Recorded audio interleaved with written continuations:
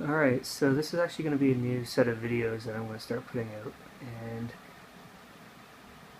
I'm going to start doing these once a month, um, usually near the beginning of the month. Expect them sometime around the first week, and basically I'm going to be outlining games that I've been playing. As you know, I buy a lot of games, but I definitely play a lot of games too, so I'm not the type of gamer who just collects. I'm the type of gamer who actually plays. So, this is actually one of the games that I'll be highlighting. This is my second playthrough on one of these games. So, I don't know, points to you if you can guess what this is just by this picture here. Anyways, the first game I played through was Commandos Behind Enemy Lines, and this is actually the game that got me back into gaming. This is on the PC, and a lot of people don't talk about this game anymore, and I don't know why, because it's such a great game. The basic premise behind this game is you have up to 6 commandos that you can use, and each commando has a unique set of abilities. So, for example, there's a commando who is good with knives and close quarter combat. Then you have the sniper. Then you have a diver, a guy who drives, and a spy. And then you have a explosions expert. So there's many ways to make your way through the game, and many different techniques that you can use. But this game is tough as nails. If you get caught, basically you're dead. So you have to use a lot of stealth, and you have to actually think and plan what you're going to do ahead of time. So it may not be for everyone, but it's definitely one of my favorite games. And I play through this at least once a year. I just like this game so much, and as you can see, it's got a lot of use in the 15 years I've had this game. This is actually my original copy, so if you can find this cheap, it's definitely worth a playthrough. But like I said, it's hard as hell. So next, I played through New Super Mario Bros. 2 on the 3DS, and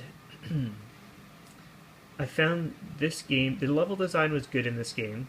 However, as you can tell, there's a lot of coins in this game, and the premise behind this one is to collect coins.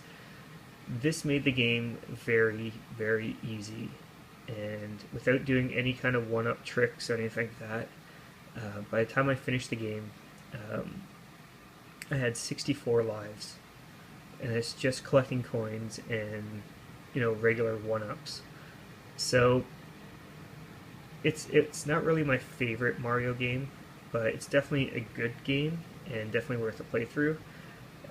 Again, like I said, the level design is really good in this, and it just, it's amazing how after all these years, the developers who make Mario games just come up with all these different ideas. But I think as far as the coin thing goes, and just a little bit too easy for me. Next, I played through Steel Diver on the 3DS, and I paid $1 for this game brand new at GameStop. And I definitely think it was a dollar well spent, because I did enjoy this game quite a bit. The basic premise behind this, you're a submarine, obviously, and to me it seems like you're more navigating through a obstacle course rather than anything else. So you control your depth and your speed back and forth and so on. The controls are they're easy to do, but hard to master kind of thing. Really judging your speed and not hitting the rocks and bombs and all that kind of stuff that's in your way. That's where the game gets challenging. So if it sounds interesting to you, pick it up. I had a lot of fun with this game. I would recommend it, especially if you can find it cheap. Next, on the Vita, I played through Little Big Planet PS Vita, and this is actually my favorite Little Big Planet game, even though it wasn't made by the people who initially made Little Big Planet. The level design in this game is just amazing. Every single level is different, and every single level is really, really good. So, if you have a Vita, definitely pick this one up, because it's definitely a good game and worth playing through. The storyline, with all Little Big Planets, it's enough to get you through the game, but it's nothing that's going to be like, oh my god, this is groundbreaking. So, but just for level design alone, definitely worth picking up. Next, I played through on the Vita again, The Walking Dead, and this is the Telltale game. And I've already played through this on the PS3, but I wanted to pick this one up just so I had a copy of it to play on the go. And I wanted to play through the 400 days kind of expansion to it that kind of bridges Season 1 and Season 2. And if you're picking this up just for the 400 days expansion, don't waste your money, because you can get through it in about an hour, and the storylines are just like, they're toss-aways. They're interesting enough, but nothing amazing. The main story, though, the writing and the story for that is absolutely incredible. If you haven't played through The Walking Dead yet, pick it up. It's definitely worth a playthrough. If you get it on the Vita or if you get it on the PS3, either one, or even Xbox. Pick it up and definitely play through. It's definitely worth a game worth playing through. On my second time around, though, I did notice that there was some stuttering as far as when you make your decisions, there's a little pause before it actually goes to the next decision of what you're going to do.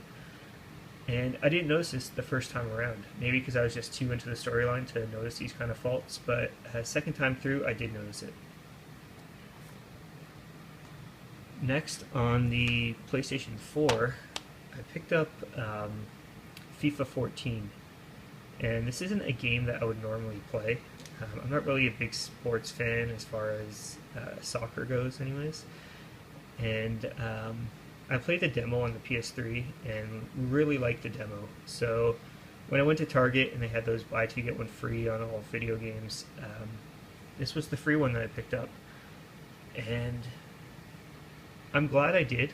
I am enjoying this game quite a bit, actually, more than I thought, and I'm still playing through it. I got a career going, and that's going to take a little bit of time, but since I haven't played a FIFA game since the Genesis days, I suck at this game, so a lot of work's needed. It is fun, though, I will say that much.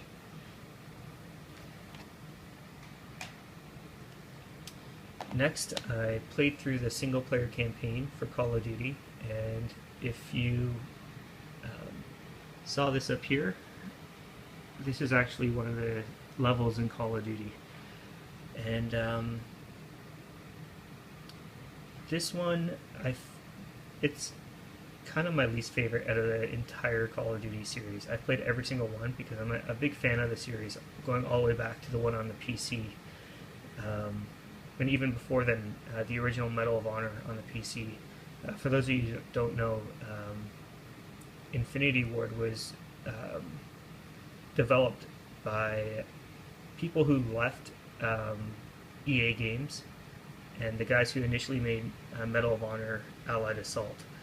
So they left EA and they created Infinity Ward and started making the Call of Duty series. So as far as Call of Duty Ghosts goes, it's really not my favorite Call of Duty game. The graphics obviously are amazing.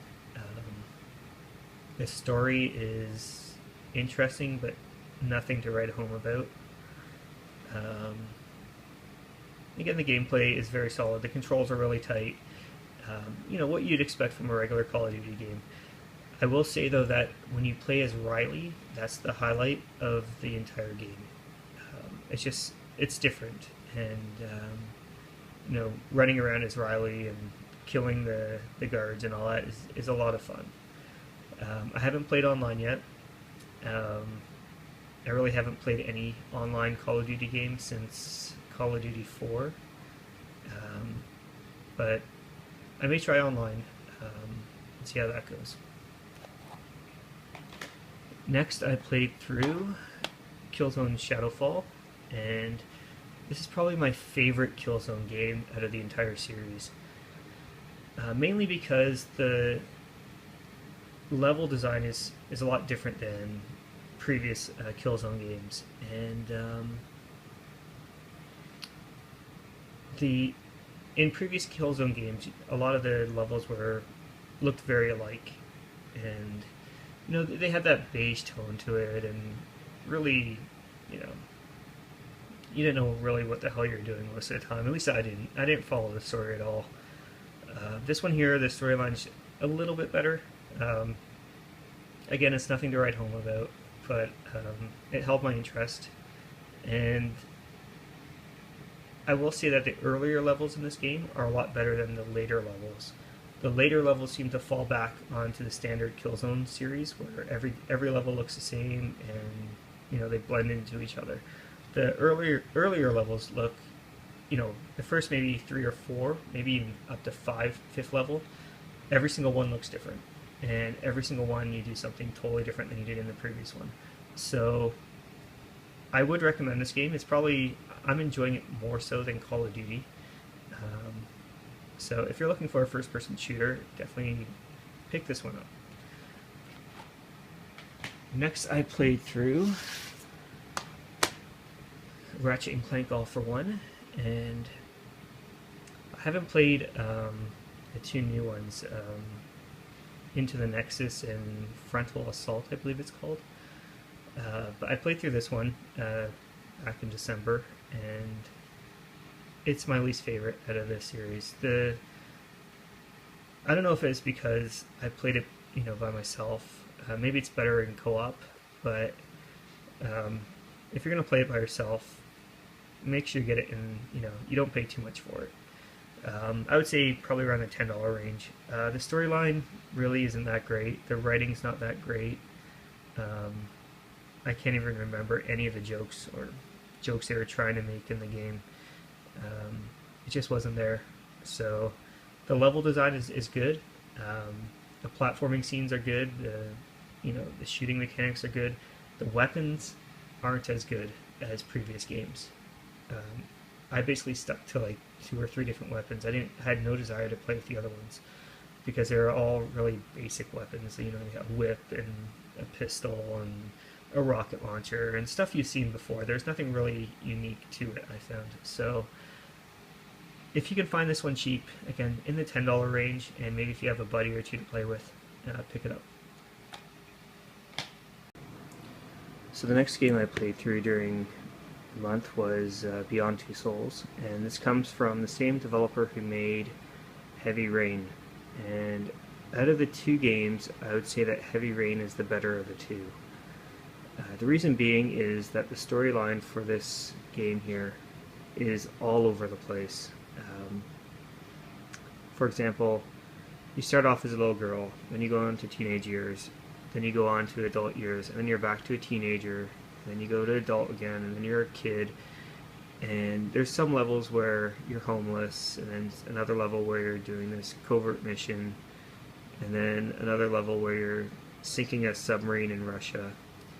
And the storyline is just all over the place. It's really hard to follow, and I will say though that the voice acting is really good. That's the main draw for this game. Also the graphics are really nice in this as well. So I wouldn't recommend paying full price for this. I did pick this up on launch day, but I'd probably wait until this is in the $20 bin before picking it up. And the last game I played through during the month is DuckTales Remastered. And if you're a fan of the NES DuckTales, go to your store and pick this up, because you'll absolutely love it. The level design is amazing, the boss battles are really good, the controls are spot on, and they actually added a little bit of a storyline to this. It's a little kiddish, but it kind of reminds me of those old DuckTales cartoons. So if you're a fan of that, and if you're a fan of the NES, go pick this up. Um, the only negative thing I can think of with this game is that the cutscenes are rather long, and you can't skip them. So if you run out of lives and you have to replay the level, you have to watch the cutscene from start to finish again. And like I said, they can be quite long. So that's the only thing negative I can think of it for this game. So anyways, go pick this one up. Those are all the games I played through during the month of December, and expect another one probably first week of February for my games I played through in January. And until next time, take care.